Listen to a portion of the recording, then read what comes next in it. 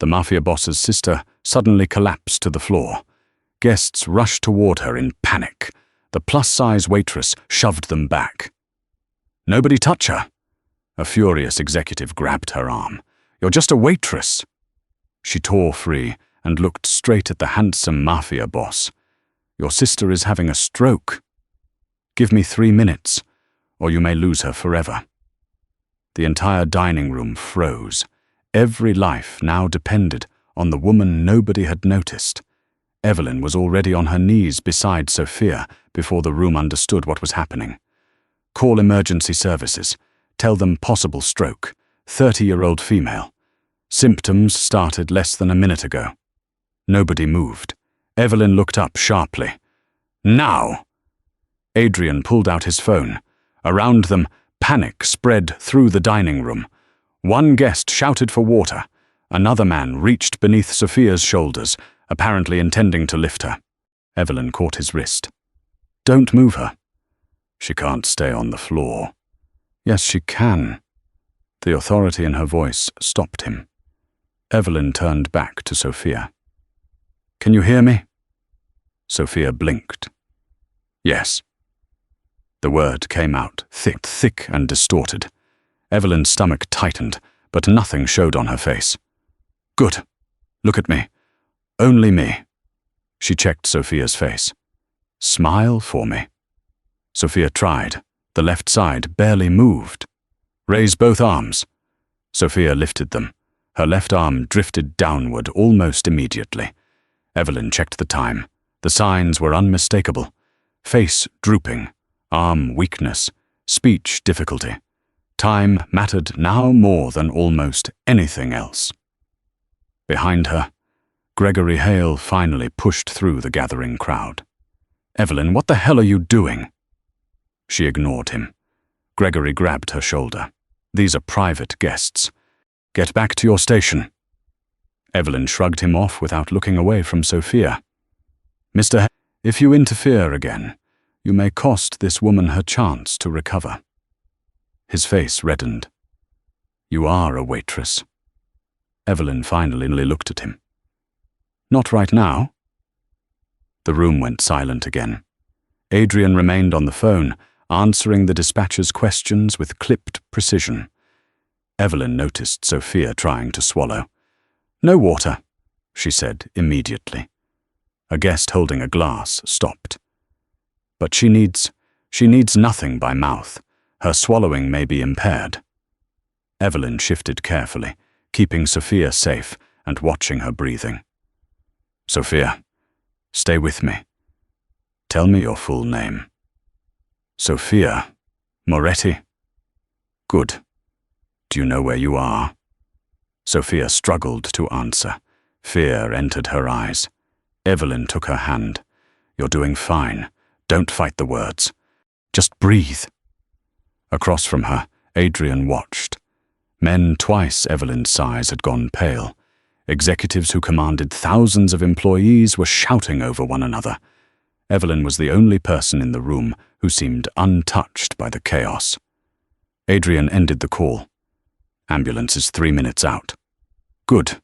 We need the exact time symptoms began."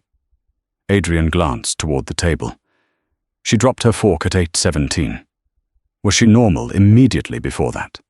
Yes. Any blood thinners? Recent surgery? Medical conditions? Adrian answered each question. For perhaps the first time in years, Adrian Moretti did exactly what someone else told him to do. No argument. No threat. No demand for explanations. His sister's frightened eyes had stripped rank and power from the room. There was only time. And Evelyn understood how quickly it disappeared. Sirens became audible outside. Gregory stepped forward again. "This has gone far enough." Adrian turned his head. One look stopped him. "Touch her again," Adrian said quietly. "And you answer to me." Gregory froze. Seconds later, paramedics entered with their equipment. Evelyn gave the lead paramedic a concise report. Sudden facial droop, left arm weakness, and dysarthria. Last known well at 8:17. No food or fluids given. She's remained responsive. Airway stable. The paramedic stared at her. You medical? Evelyn hesitated. Former ICU nurse. Adrian heard every word. The paramedics moved Sophia onto the stretcher and rushed her toward the exit. Adrian followed, then stopped beside Evelyn. For one brief second, the feared man looked less like a mafia boss than a terrified older brother. You knew exactly what to do. Evelyn looked toward the doors, carrying his sister away. I knew what not to waste. What? She met his eyes. Time. Then she stepped back. But Adrian Moretti did not forget her face.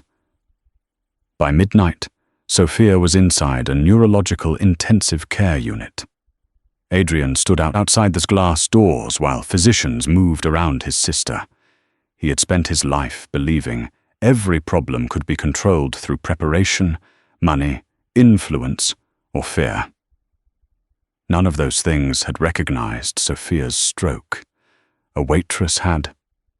And that bothered him almost as much as it fascinated him. His phone rang constantly. Executives wanted updates. Associates offered private specialists. Vanessa Pierce had already sent 3 messages asking whether she should come to the hospital. Adrian ignored them all. Instead, he called one of the few men he trusted completely. Find out who Evelyn Rhodes is. There was a pause. The waitress? Yes. How deep? Adrian looked through the glass at Sophia.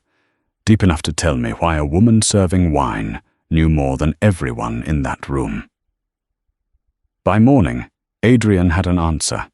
Evelyn Rhodes had not exaggerated her credentials. She had understated them. She had graduated near the top of her nursing class, earned excellent clinical evaluations, and eventually worked in an intensive care unit where former supervisors described her as unusually calm during emergencies. There were no disciplinary complaints, no malpractice accusations, no suspicious resignation, nothing that explained why she was carrying dinner plates instead of caring for patients. Adrian read the report twice, then a third time. One line caught his attention: voluntary resignation, family circumstances. That was all. Adrian disliked incomplete information. 3 days later, he returned to the restaurant. Gregory Hale nearly sprinted across the dining room when he saw him. Mr. Moretti, I'm so relieved to hear your sister is stable. Please understand that what happened the other night was completely outside our normal— Where is Evelyn? Gregory stopped. Excuse me? Evelyn Rhodes. Gregory's expression tightened. She's working. Then I'll wait. Adrian chose a quiet table. Minutes later, Evelyn approached carrying a menu. She showed no visible surprise. Good evening, Mr. Moretti. You remember me? Your sister collapsed during my shift. You're difficult to forget. The corner of his mouth almost moved. Almost. How is she? Improving. Relief softened Evelyn's face immediately. Not curiosity, not calculation. Relief. Can she speak? Some words. The doctors are optimistic. Evelyn released a breath. That's good. Adrian studied her. You never told me you were an ICU nurse. You didn't ask. You didn't think it was relevant? That night it was relevant. Tonight you need someone to take your dinner order. She opened her notepad. Adrian did not touch the menu. Why did you leave? For the first time, something changed in her expression. A small wall went up. That isn't on tonight's menu. I looked into your professional record. Her eyes sharpened. You investigated me. I needed to know who saved my sister. You could have asked. I just did. And I'm choosing not to answer. Most people became nervous when Adrian stared at them. Evelyn simply waited. Finally he said, Your record says family circumstances. Her fingers tightened slightly around the pen. That was personal. Adrian recognized the warning and, unusually, respected it. He leaned back. "Then I won't ask again." That surprised her. Before she could respond, Gregory appeared beside the table. "Is there a problem, Mr. Moretti?" "No." Gregory glanced at Evelyn. "If her behavior is making you uncomfortable, I can assign another server." Adrian's gaze turned cold. "Her behavior saved my sister." Gregory swallowed. "Of course, I know what you meant." Gregory disappeared. Evelyn looked at Adrian for a long moment. "You didn't have to do that." "Yes, I did." "No. Men like you usually think you do." That earned the faintest smile. "You have strong opinions about men like me." "I have strong opinions about everyone." For the first time since Sophia's collapse, Adrian felt something unexpected. Amusement. Evelyn tapped her pen against the notepad. "Now, are you actually eating?" Adrian finally opened the menu. Later that evening, another piece of information reached him.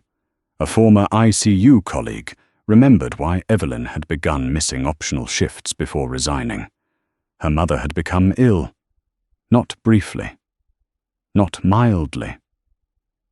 The illness had lasted years. And when Adrian asked what kind of illness could make one of the hospital's most promising nurses abandon the career she had built, the answer came quietly. Alzheimer's disease. Adrian looked at Evelyn across the restaurant. She was laughing with an elderly couple as she poured their coffee. Nothing about her suggested bitterness. Nothing asked to be admired. For the first time, Adrian understood that the mystery was not why Evelyn Rhodes had stopped being a nurse. It was what she had loved enough to give nursing up. Adrian could have ordered another investigation. Instead, he did something less familiar. He waited. Sophia's recovery demanded most of his attention. Her speech improved slowly, then her left hand began responding to therapy.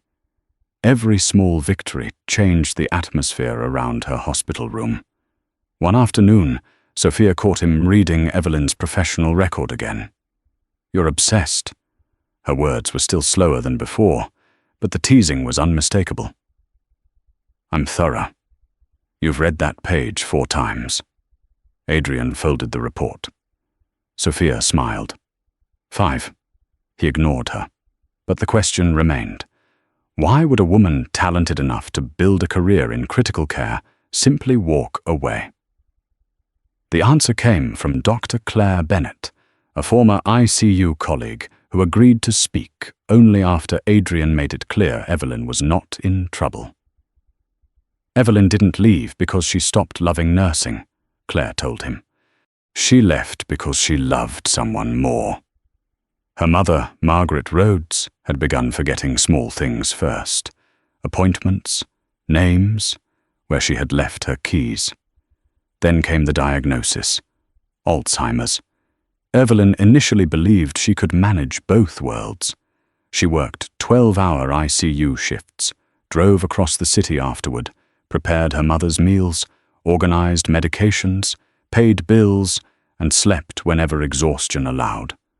For nearly 2 years, she barely complained. Then Margaret deteriorated. She began wandering. Once, Evelyn found her 3 blocks from home wearing slippers in the rain.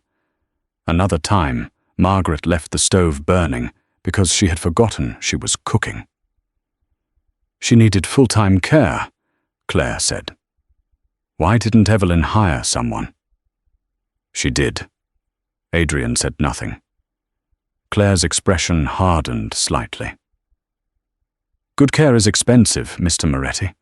Evelyn spent her savings, then her retirement account, then almost everything else she had. Adrian looked down at the file. The voluntary resignation suddenly meant something very different. She quit to become her mother's caregiver. She chose her mother. There was no admiration in Claire's voice, only fact, as if Evelyn herself would have rejected the idea that caring for the woman who raised her deserved applause. How long? Until Margaret died. Adrian remained silent. And afterward? Claire sighed. By then, Evelyn was grieving, financially drained and exhausted. Returning to intensive care wasn't as simple as putting the uniform back on. So she found work that paid the bills while she figured out whether she still wanted medicine to own that much of her life. That evening, Adrian returned to the restaurant. Evelyn was carrying a tray when she noticed him. "You again?" Disappointed? Concerned. "You've been eating restaurant food too often." He almost smiled. She set down his coffee without asking. Adrian watched her turn toward another table where an elderly woman was struggling to read the menu. Evelyn crouched beside her rather than standing over her. She patiently described several dishes, never once making the woman feel embarrassed. Something inside Adrian shifted. He had spent years measuring people by leverage, what they wanted, what they feared, what they could be persuaded to sacrifice. Evelyn had sacrificed almost everything, and apparently expected nothing in return. When she returned, Adrian said, "I heard about your mother." Her expression changed instantly. "From your investigation? From someone who worked with you?" Evelyn looked away. For several seconds, neither spoke. "I'm sorry," Adrian said. She seemed almost surprised by the simplicity of it. "Thank you. You gave up your career for her?" "No," Adrian frowned. "I know what happened." "You know the facts." Evelyn sat across from him for a moment, though she was still technically working. "I didn't give up my career for my mother. I chose my mother while I still had her." Her voice remained steady. "Nursing would still exist afterward." "She wouldn't." Adrian had no answer. "Do you regret it?" "Losing her?" "Every day." She paused. "Choosing her?" "Never." Then she stood. Before leaving, Evelyn looked back at him. The hardest part wasn't watching her forget my name. Adrian waited. It was realizing I still knew exactly who she was. She walked away. For once, Adrian Moretti did not follow a question until he had every answer. He simply watched her, and understood that the woman who had saved Sophia had already spent years trying to save someone she knew she could never cure. Respect came first. Something warmer was beginning behind it, and Adrian was not yet ready to give that feeling a name. Vanessa Pierce first heard Evelyn's name from Adrian. That alone was enough to make her pay attention. For years, Vanessa had occupied a carefully undefined place beside him. She attended his charity galas, appeared at private dinners, and moved through his social circle with the confidence of a woman everyone assumed would eventually become something more. Adrian had never made that promise. Vanessa had simply grown accustomed to nobody challenging the possibility. Then a waitress began appearing in his conversations. Not often. That made it worse. Adrian rarely spoke about anyone without a reason. At Sophia's hospital suite, Vanessa arrived carrying flowers and found Evelyn already there. Sophia was sitting beside the window, slowly practicing words with a speech therapist's exercise cards. Evelyn held one up. "Unnecessarily." Sophia stared at her. "You're evil." "Excellent pronunciation." Sophia laughed. So did Adrian. Vanessa stopped in the doorway. She could not remember the last time she had heard him laugh that easily. Evelyn noticed her first and stood. "You must be Vanessa." Vanessa's smile was flawless. "And you must be the waitress." The room cooled. Evelyn merely nodded. "That too." Later, Vanessa cornered Gregory at the restaurant. "You allowed an employee with an expired clinical career to take control of a medical emergency involving one of the most powerful families in this city." Gregory immediately became defensive. "I tried to stop her." "Then perhaps people should know that." Within days, Whispers began circulating. Evelyn had supposedly dramatized Sophia's symptoms. She had allegedly interfered with guests. Someone claimed she had announced her nursing background to impress Adrian, although Evelyn had done precisely the opposite. Gregory called her into his office. "You created a liability. I recognized a stroke. You acted outside your position. My position was the closest person who knew what was happening. You embarrassed important guests." Evelyn stared at him. "A woman's brain was losing blood flow, and you're worried someone felt embarrassed?" Gregory's jaw tightened. "I'm placing a formal warning in your employment record." "For saving her? For refusing management instructions?" Evelyn looked at the paper, then pushed it back across his desk. "I won't sign that." Gregory leaned forward. "You should remember how replaceable waitresses are." Evelyn's expression remained calm. So should you. The confrontation might have remained private if Sophia had not learned about it. Still recovering, she arrived at the restaurant with Adrian 2 days later. Gregory hurried toward them. "Ms. Moretti, what a wonderful surprise." Sophia's speech remained deliberate, but every word was clear. "I heard you disciplined Evelyn." Gregory's smile faltered. There were procedural concerns. Sophia looked at him for several seconds. "I remember that night." Gregory said nothing. "I remember people shouting. I remember someone trying to give me water. I remember being terrified because my arm wouldn't move." Her gaze hardened. "And I remember Evelyn." Vanessa, standing nearby, stepped in. No one denies she helped Sophia. The question is whether she may have overstated the danger. Sophia turned toward her. "My neurologist didn't think so." Vanessa's smile tightened. "I only mean that emotions can distort memories. My brain was injured, Vanessa, not my intelligence." Silence spread across the room. Adrian watched without interfering. Sophia continued. "Evelyn recognized what was happening before anyone else. She kept people from moving me. She stopped them from giving me anything to swallow. She got the ambulance called immediately." Then she looked directly at Gregory. "You tried to pull her away." Gregory went pale. "I was maintaining order." "No," Sophia said. She was. Across the dining room, Evelyn had stopped moving. She had not asked Sophia to defend her. She had not asked Adrian to intervene. That mattered to him. Vanessa saw Adrian looking at Evelyn and understood something she had not expected. Gratitude was becoming respect. Respect was becoming attachment. And unlike money, influence, or social position, it was something Vanessa could not simply purchase. So she made a decision. If Evelyn Rhodes could not be dismissed as merely a waitress, Vanessa would find another way to make Adrian doubt the woman she had been before becoming one.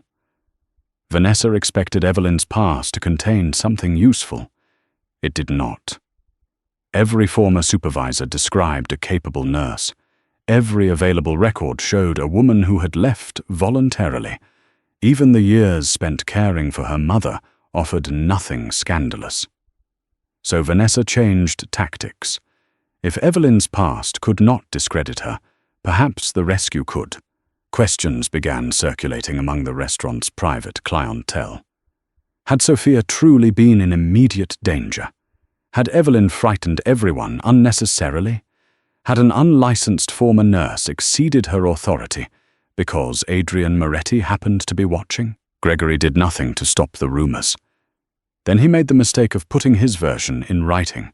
His internal incident report described Evelyn's actions as unnecessary intervention by service personnel before qualified medical professionals arrived. Adrian obtained a copy. He read it once. Then he called Sophia's neurologist. The answer arrived with considerably less ambiguity. Sophia had suffered an acute ischemic stroke. Her documented symptoms had begun at approximately 8:17 p.m. The emergency call had been placed almost immediately. The paramedic report specifically recorded facial asymmetry, unilateral arm weakness, and impaired speech before hospital arrival.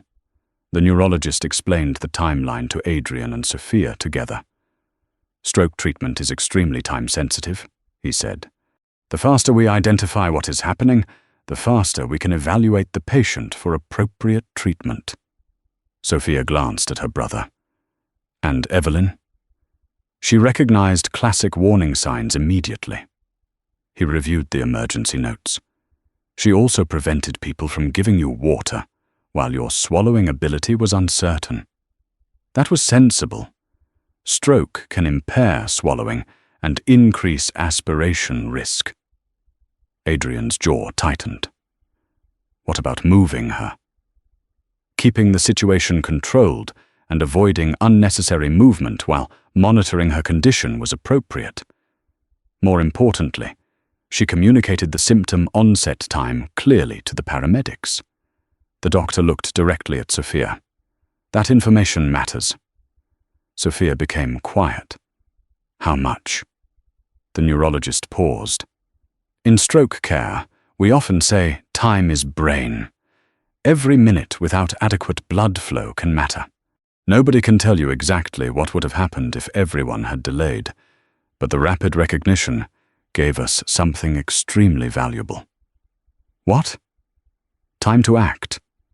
The phrase stayed with Adrian.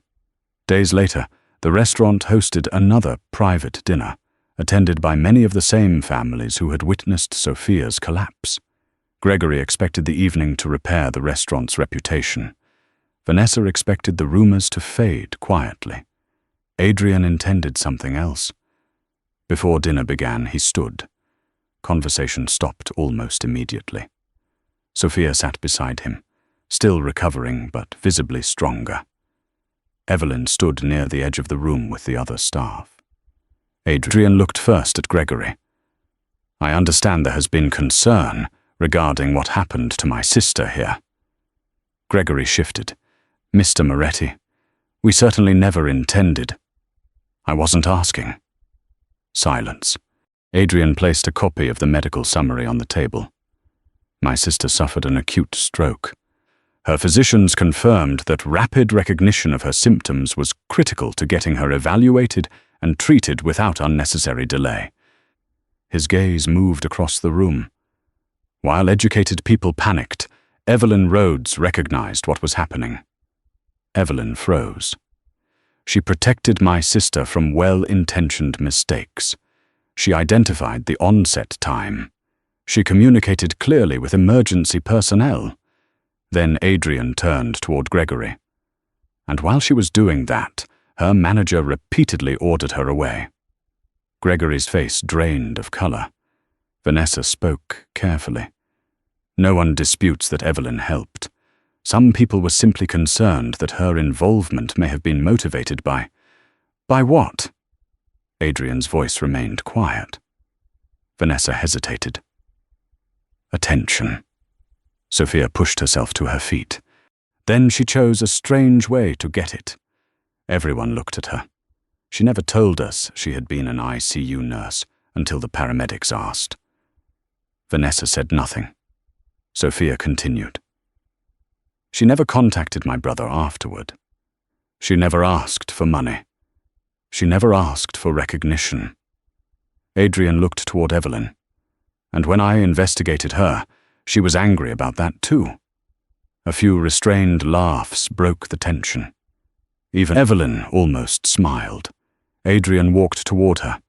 For once, Evelyn appeared uncomfortable, not because she feared him, because an entire room was watching. "I don't need this," she whispered. "I know." "Then why are you doing it?" Gratitude expressed privately cannot repair humiliation delivered publicly. That silenced her. Adrian turned back to the guests. "Evelyn Rhodes did not exploit my sister's emergency." His eyes settled on Gregory, then Vanessa. She responded to it. He lifted his glass. "My family owes her something money cannot purchase." Evelyn raised an eyebrow. Adrian finished quietly. Respect. Sophia lifted her glass first. Others followed. Evelyn looked around the room where, weeks earlier, people had seen only a waitress standing where she did not belong. Now nobody looked away. But Adrian noticed something more important.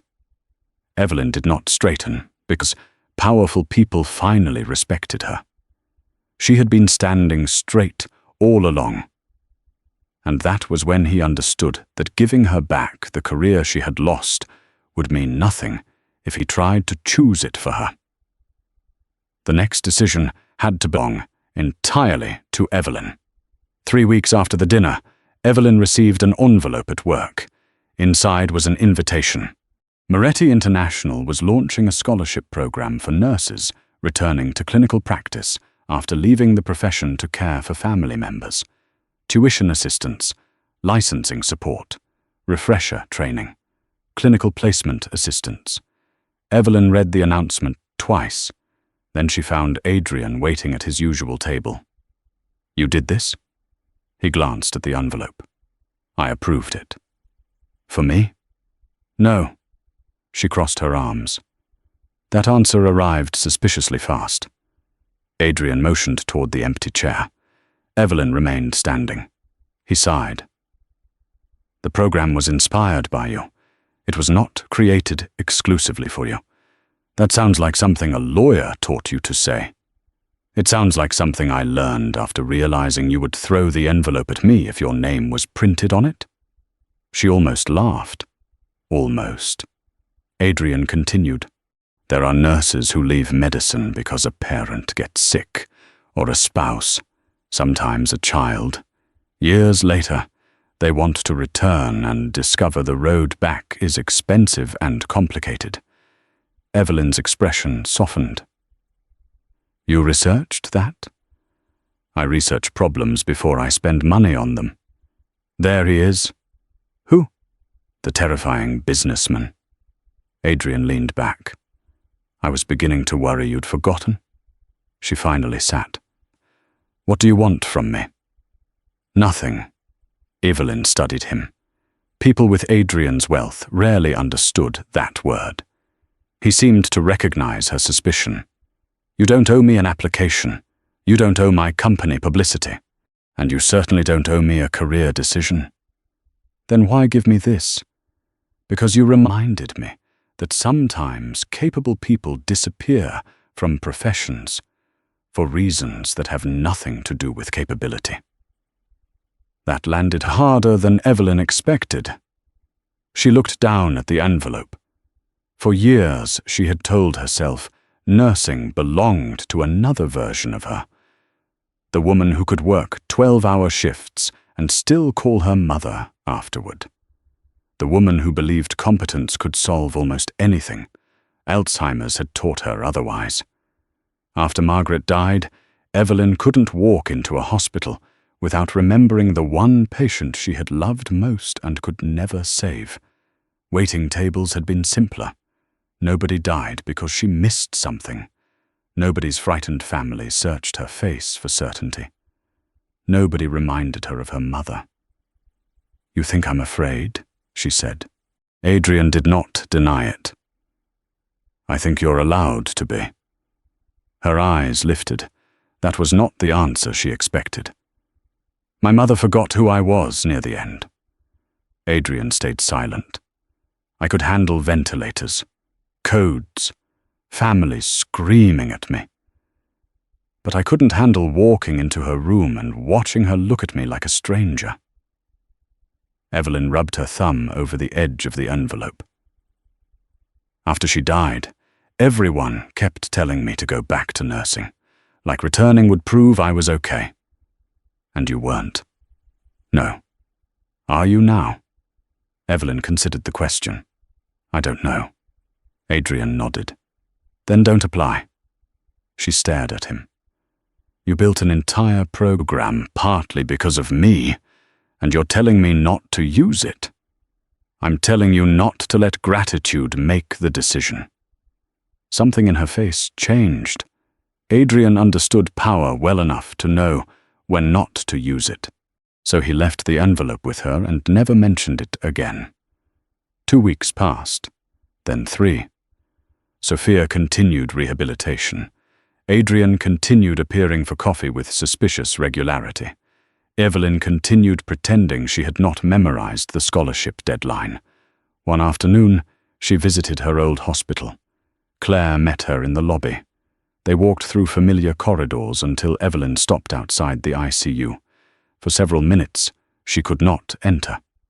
Then a nurse hurried past, comforting a frightened family while responding to a monitor alarm with practiced calm. Evelyn remembered something she had buried beneath grief. Nursing had never been about defeating death. It had been about refusing to abandon people when they were frightened. Her mother had taught her that better than any hospital ever could. The following morning, Adrian received a message. 3 words. I applied today.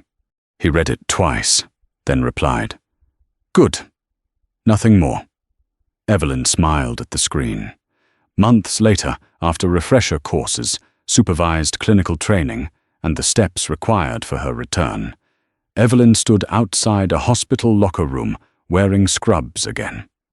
Adrian had opened a door, but he had not carried her through it. She had done that herself.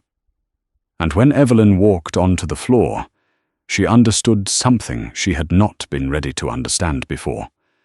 Returning to nursing did not mean leaving her mother behind. It meant carrying forward everything caring for Margaret had taught her. Returning to nursing changed Evelyn's schedule. It did not remove Adrian from it. He simply adapted. The expensive dinners became coffee after her shifts. Formal tables became quiet walks outside the hospital. Sometimes Sophia joined them, particularly when she suspected her brother was turning what should have been a conversation into an interrogation. You know, Sophia told him one evening, normal men ask women how their day was. I ask her that. You asked how many patients she had. That is how her day was. Evelyn laughed. Adrian looked offended. Sophia looked victorious. Months earlier, Evelyn would never have imagined laughing with Adrian Moretti. She had known his reputation before Sophia collapsed. Everyone in the city knew enough to lower their voices around his name. But Evelyn had also learned there were 2 Adrians. There was the man whose silence could empty a room. And there was the brother who attended Sophia's rehabilitation appointments, even when she complained he was hovering. The man who quietly funded a scholarship program, but refused to put his name on the promotional materials. The man who never again asked Evelyn whether she planned to remain a nurse. He waited for her to tell him. That mattered. One night, after Evelyn finished a difficult shift, she found Adrian outside the hospital. You look terrible, he said. She stopped. That is an extraordinarily bad opening line. I brought coffee. Recovery. He handed her the cup. They walked in silence. Evelyn had lost a patient that evening. She did not tell him immediately. Adrian did not demand an explanation. Eventually she said, I thought going back would feel like becoming who I used to be. And? I'm not her anymore. Adrian glanced at her. Is that bad? Evelyn considered it. No. She smiled faintly. I think I'm better. He nodded, as if this were obvious. You always believed that? Yes. That's annoyingly confident. I have many flaws. Doubting you isn't one of them. She stopped walking. Adrian stopped too. For a moment, neither spoke. There had been no dramatic declaration between them. Only hundreds of smaller things. Coffee, hospital visits, arguments, Sophia's jokes. Adrian remembering which nights Evelyn worked late. Evelyn noticing when he had gone too long without sleeping. Trust had accumulated quietly until pretending it was only gratitude became more difficult than admitting what it had become. Adrian looked at her. You know what I remember most about that night? My excellent customer service? No. Gregory nearly having a heart attack. Tempting. She smiled. Adrian's expression softened. You never saw my name. Evelyn grew still. You didn't care who was sitting at that table. You didn't care who I was or what everyone else was afraid of. He stepped closer. You only saw my sister. Evelyn held his gaze, because fear should never receive treatment before the patient. For 1 second, Adrian stared at her. Then he laughed, not the restrained sound she had occasionally pulled from him. A real laugh. Open. Uncontrolled. Evelyn stared. I didn't know you could do that. Neither did I. His laughter faded, but the warmth remained. Then Adrian became serious.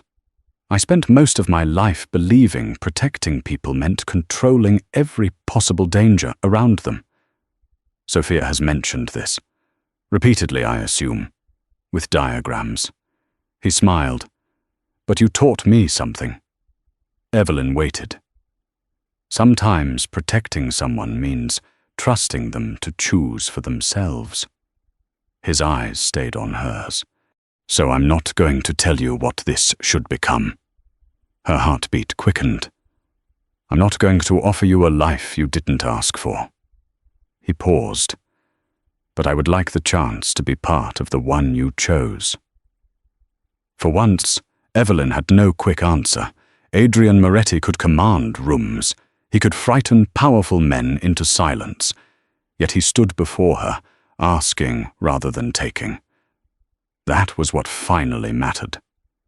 Evelyn reached for his hand. His fingers closed around hers carefully. No expensive promises, she said. Fine. No deciding what's best for me. Difficult, but possible. And no investigating me whenever I refuse to answer a question. Adrian hesitated. Adrian. Fine. She laughed. Then she stepped closer. You can start with dinner. His eyebrow lifted. At the restaurant? Absolutely not.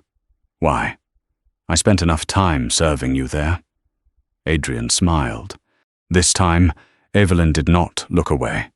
She had once believed letting someone into her life meant surrendering part of herself. With Adrian, she finally understood it could mean something else. Being seen completely, and still being allowed to remain entirely her own. 1 year later, Sophia Moretti walked into the same restaurant without assistance. No wheelchair, no therapist beside her, no brother hovering 2 steps behind. Although Adrian was, technically, only 4. I can see you, Sophia called over her shoulder. I'm walking normally. I said nothing. You're thinking loudly. Evelyn laughed from across the dining room. She had arrived directly from the hospital, still wearing navy scrubs beneath her coat. Sophia crossed the room and wrapped both arms around her. A year earlier, one of those arms had fallen helplessly toward the floor. Evelyn never forgot that. Neither did Sophia. You're squeezing harder, Evelyn said. Occupational therapy. Show off. Absolutely. The restaurant had changed, too. Gregory Hale was no longer its general manager. After his handling of Sophia's emergency and the false report became impossible to defend, the owners had replaced him. Vanessa had disappeared from Adrian's private life shortly afterward. There had been no dramatic revenge, no threats, no public destruction, only consequences. The scholarship program had expanded into several hospitals, helping former nurses rebuild careers interrupted by years of family caregiving. Evelyn had refused every request to have the program named after her. She had accepted something else instead, a permanent ICU position. She had earned it herself. Guests slowly began arriving for the anniversary dinner. Among them was a young nursing student supported by the scholarship program. She recognized Evelyn immediately. You're the nurse who saved Ms. Moretti. Evelyn shook her head. I was the waitress who recognized what was happening. The student looked toward Adrian. Then why does Mr. Moretti still thank you, like you saved everything? Sophia heard her. She smiled. She didn't just save my life. Across the room, Adrian looked up. Sophia continued softly. She gave my brother his family back. Evelyn's eyes met Adrian's. A year had changed him in ways almost nobody else noticed. He was still feared, still controlled, still a man whose name could silence conversations. But Evelyn knew the man who brought coffee after night shifts, the brother who still attended Sophia's appointments, even when forbidden, the man who had learned that protecting someone did not mean possessing their choices. Adrian approached and stopped beside her. You're staring. So are you. I started second. That isn't a defense. His hand found hers. No announcement followed. No room fell silent. There was no dramatic promise about forever. They had learned that the strongest things in their lives had rarely arrived dramatically. A nurse had become a waitress because love demanded sacrifice. A mafia boss had trusted a stranger because fear demanded humility. A sister had survived because one overlooked woman refused to waste time. And two people who had spent years protecting everyone else had slowly learned to let someone protect a place inside them too. Sophia watched Adrian lace his fingers through Evelyn's. Neither of them let go. This time, nobody needed saving. They were simply home.